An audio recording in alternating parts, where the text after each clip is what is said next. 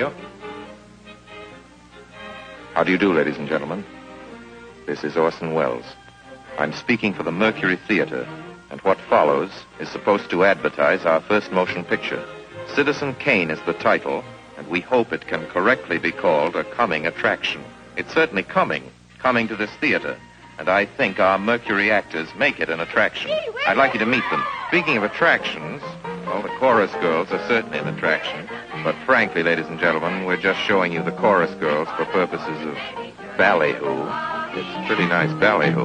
But here's some of our real Mercury people. This is the first time you've seen most of them on the screen. Hey, give Joe a little light.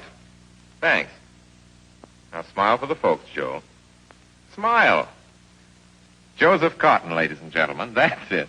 Joseph Cotton. I think you're going to see a lot of him. Here's Ruth Warwick, whom I know you love. Ruth. Look at the camera, Ruth. We caught Ruth with her hair up. And here's somebody you've all heard on the radio, so I don't have to tell you he's wonderful. Ray Collins.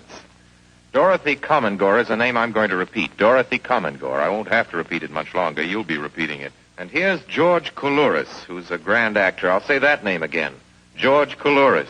Watch it. Here comes Everett Sloane. Look out, Everett. Oops. Everett Sloane, ladies and gentlemen, he isn't necessarily a comedian. And here's one of the best in the world. Agnes Moorehead. I've said a lot of nice things, but Erskine Sanford deserves some more. Erskine Sanford. So does Paul. Paul Stewart, everybody. Citizen Kane is a modern American story about a man called Kane, Charles Foster Kane. I don't know how to tell you about him. There's so many things to say.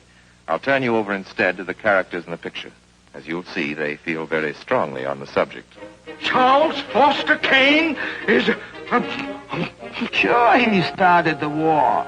But do you think if it hadn't been for Mr. Kane, the United States would have the Panama Canal? Charles Foster Kane is nothing more or less than a communist. Kane, governor.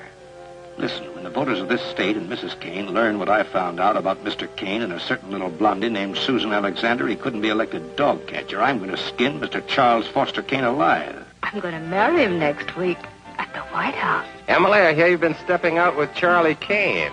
Of course I love him. I gave him $60 million. Well, of course I love him. He's the richest man in America. But all the girls say about him at first. But you know, I can't help but admire him. He's crazy. He's wonderful. Ladies and gentlemen, I don't know what you'll think about Mr. Kane. I can't imagine. You see, I play the part myself.